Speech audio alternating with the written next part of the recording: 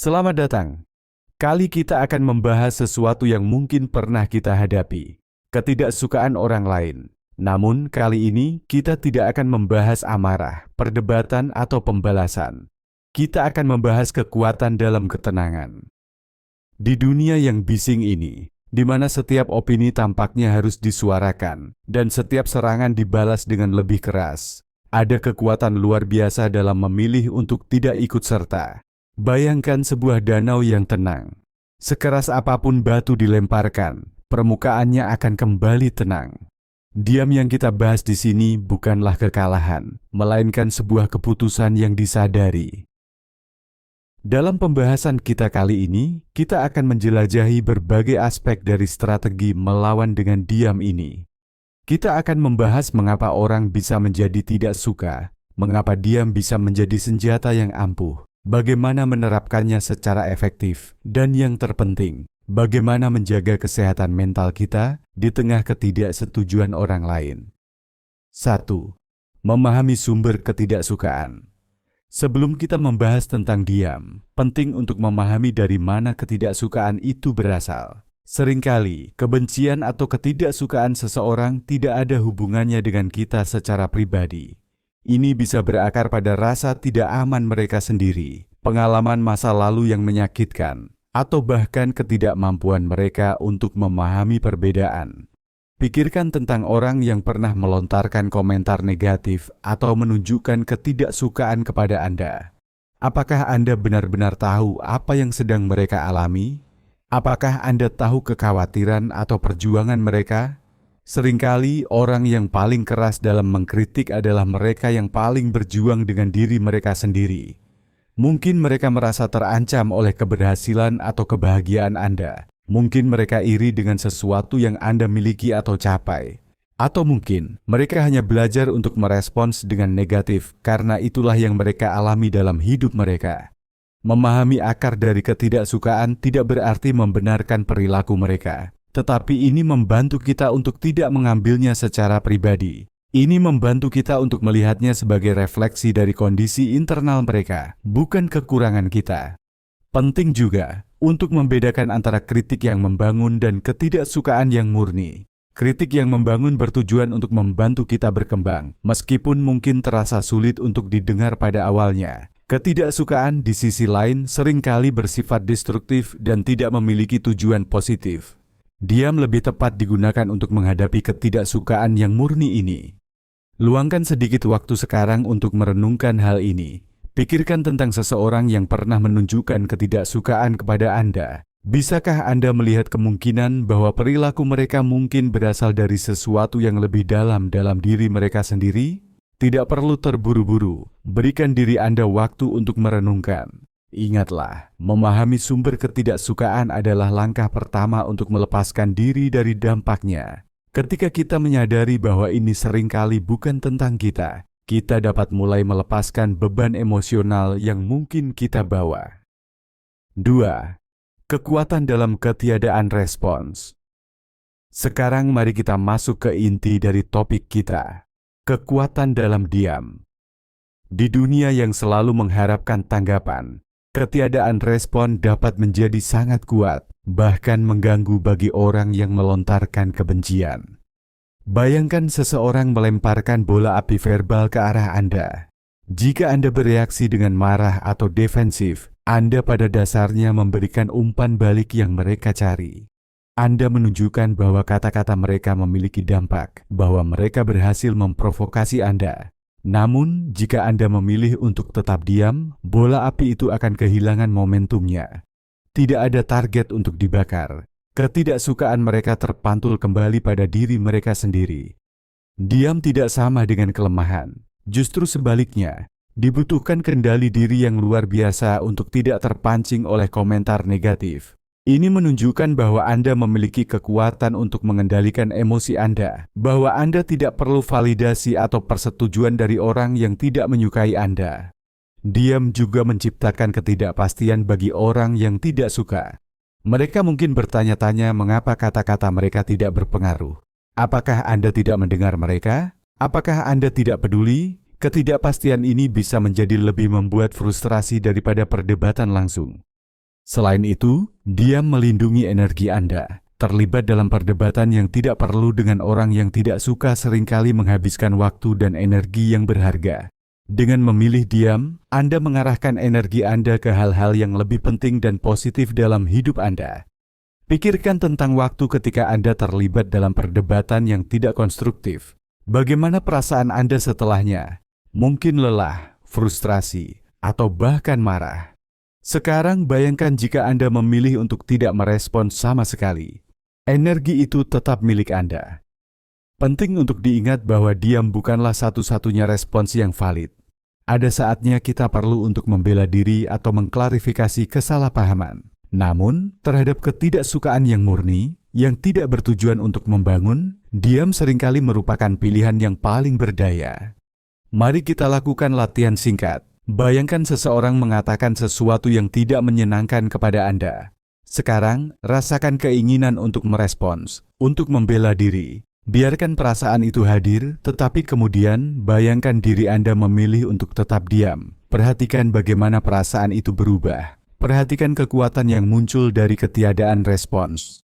Kekuatan dalam diam adalah kemampuan untuk memilih di mana dan bagaimana kita menginvestasikan energi kita. Ini adalah pengakuan bahwa tidak setiap komentar layak untuk ditanggapi. Ini adalah bentuk kendali diri yang mendalam. 3. Bagaimana menerapkan diam secara efektif?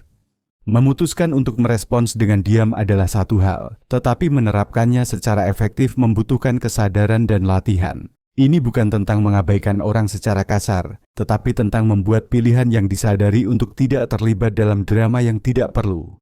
Langkah pertama adalah mengidentifikasi situasi di mana diam adalah respons yang tepat.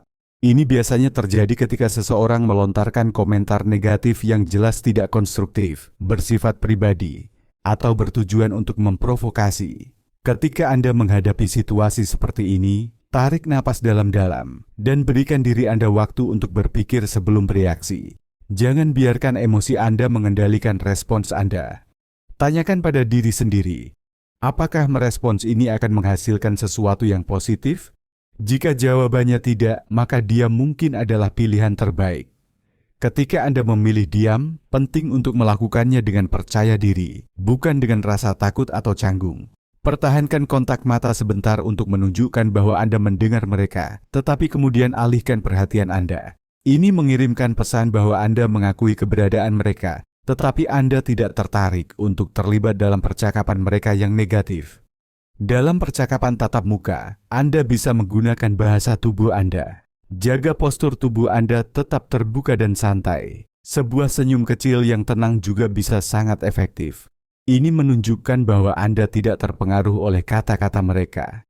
Di dunia maya, diam bisa berarti tidak membalas komentar negatif, tidak terlibat dalam perdebatan di media sosial, atau bahkan memblokir orang yang terus-menerus menyebarkan kebencian. Ini adalah bentuk perlindungan diri dan pengelolaan energi. Narator. Penting untuk memiliki batasan yang jelas. Diam tidak berarti Anda harus menerima semua perlakuan buruk.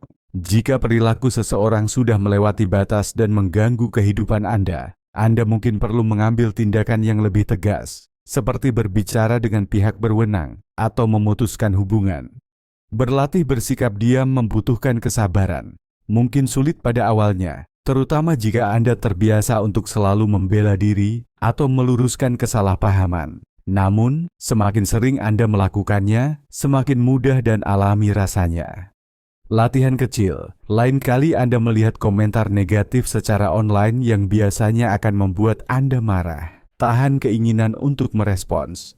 Amati apa yang terjadi.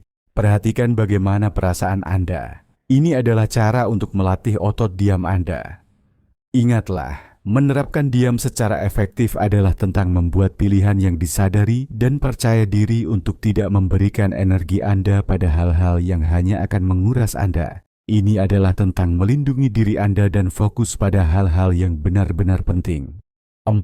Menjaga kesehatan mental di tengah ketidaksetujuan. Meskipun memilih diam bisa menjadi strategi yang ampuh, penting juga untuk menjaga kesehatan mental kita ketika menghadapi ketidaksukaan orang lain. Bahkan jika kita tidak merespon secara terbuka, komentar negatif tetap bisa memengaruhi kita secara internal. Pertama dan terpenting, ingatkan diri Anda bahwa ketidaksukaan seseorang seringkali tidak ada hubungannya dengan Anda. Jangan biarkan kata-kata mereka mendefinisikan diri Anda atau merusak harga diri Anda. Nilai diri Anda tidak ditentukan oleh opini orang lain. Fokuslah pada kekuatan dan kualitas positif Anda. Buat daftar hal-hal yang Anda sukai tentang diri Anda. Ingatlah pencapaian Anda. Kelilingi diri Anda dengan orang-orang yang mencintai dan mendukung Anda. Penting untuk memiliki saluran untuk mengekspresikan emosi Anda dengan cara yang sehat. Jika Anda merasa terluka atau marah oleh ketidaksukaan seseorang, bicaralah dengan teman terpercaya, anggota keluarga, atau terapis. Jangan memendam perasaan Anda. Menulis jurnal juga bisa menjadi cara yang baik untuk memproses emosi Anda. Tuangkan pikiran dan perasaan Anda ke dalam tulisan tanpa rasa takut dihakimi. Ini bisa membantu Anda untuk mendapatkan perspektif dan melepaskan beban emosional. Praktikkan perawatan diri secara teratur. Pastikan Anda cukup tidur, makan makanan yang sehat, dan berolahraga secara teratur. Aktivitas fisik dapat membantu mengurangi stres dan meningkatkan suasana hati Anda. Temukan cara untuk bersantai dan melepas penat. Meditasi, yoga, mendengarkan musik, atau menghabiskan waktu di alam bisa sangat membantu. Temukan apa yang berhasil untuk Anda dan jadikan itu bagian dari rutinitas Anda. Batasi paparan Anda terhadap sumber-sumber ketidaksukaan. Jika Anda tahu ada orang atau platform media sosial yang secara konsisten memicu emosi negatif Anda, pertimbangkan untuk mengurangi atau menghilangkannya dari hidup Anda. Lindungi ruang mental Anda. Belajarlah untuk melepaskan. Anda tidak dapat mengendalikan apa yang orang lain pikirkan atau katakan tentang Anda. Fokuslah pada apa yang dapat Anda kendalikan. Pikiran, perasaan, dan tindakan Anda sendiri. Lepaskan kebutuhan akan persetujuan semua orang. Ingatlah, menjaga kesehatan mental Anda adalah prioritas utama. Ketika Anda kuat secara mental dan emosional, Anda akan lebih mampu menghadapi ketidaksukaan orang lain dengan ketenangan dan keyakinan diri. 5. Kapan diam? Bukanlah pilihan. Meskipun kita telah membahas kekuatan dalam diam, penting untuk mengakui bahwa ada saatnya diam bukanlah pilihan yang tepat dan bahkan bisa berbahaya. Jika ketidaksukaan berubah menjadi perundungan, pelecehan, atau ancaman fisik, diam tidak lagi menjadi solusi. Dalam situasi seperti ini, penting untuk berbicara, mencari bantuan, dan melindungi diri Anda. Jika ketidaksukaan merugikan orang lain, terutama mereka yang rentan, diam juga bukan pilihan yang etis. Terkadang kita perlu membela mereka yang tidak dapat membela diri mereka sendiri. Jika ketidaksukaan didasarkan pada informasi yang salah atau stereotip yang berbahaya, dan Anda memiliki kesempatan untuk mengklarifikasi atau mendidik dengan cara yang konstruktif, Anda mungkin perlu mempertimbangkan untuk berbicara. Namun, pastikan niat Anda adalah untuk mengedukasi, bukan untuk berdebat atau memenangkan pertempuran. Penting untuk membedakan antara diam yang strategis dan diam yang berasal dari rasa takut atau kepasrahan. Diam yang memberdayakan adalah pilihan yang dibuat dengan sadar. Diam yang merugikan adalah ketika kita membiarkan orang lain mengendalikan kita karena kita takut untuk berbicara. Percayai intuisi Anda. Jika sesuatu terasa tidak benar, atau jika Anda merasa bahwa diam akan membuat situasi menjadi lebih buruk, maka mungkin inilah saatnya untuk mengambil tindakan. Tidak ada pendekatan satu ukuran untuk semua dalam menghadapi ketidaksukaan. Kuncinya adalah memiliki kesadaran diri untuk memahami situasinya, kebijaksanaan untuk memilih respons yang paling tepat, dan keberanian untuk bertindak sesuai dengan keyakinan Anda. Diam adalah alat yang ampuh. Tetapi seperti alat lainnya, penggunaannya harus bijaksana dan tepat. Pahami batasannya dan ketahui kapan Anda perlu menggunakan suara Anda. Semoga Anda telah mendapatkan pemahaman yang lebih dalam tentang kekuatan dalam merespons ketidaksukaan dengan diam. Ingatlah, ini bukan tentang menjadi pasif atau mengalah. Ini tentang memilih dengan bijak di mana Anda menginvestasikan energi Anda. Ketenangan Anda bisa menjadi kekuatan Anda. Ketiadaan respons Anda bisa menjadi pernyataan yang paling lantang. Dengan memilih diam, Anda melindungi diri Anda, mengendalikan energi Anda, dan seringkali membuat orang yang tidak menyukai Anda mempertanyakan diri mereka sendiri. Penting untuk diingat bahwa perjalanan ini adalah perjalanan yang berkelanjutan. Akan ada saat-saat ketika Anda merasa tergoda untuk merespons, untuk membalas. Di saat-saat seperti itu, tarik napas dalam-dalam, ingatkan diri Anda tentang kekuatan dalam diam, dan pilihlah respons Anda dengan bijak. Terima kasih sudah menonton. Jangan lupa subscribe dan menyukai video ini jika kalian suka. Tinggalkan komentar di bawah bagaimana pendapatmu. Bagikan video ini pada orang terdekatmu jika video ini bermanfaat.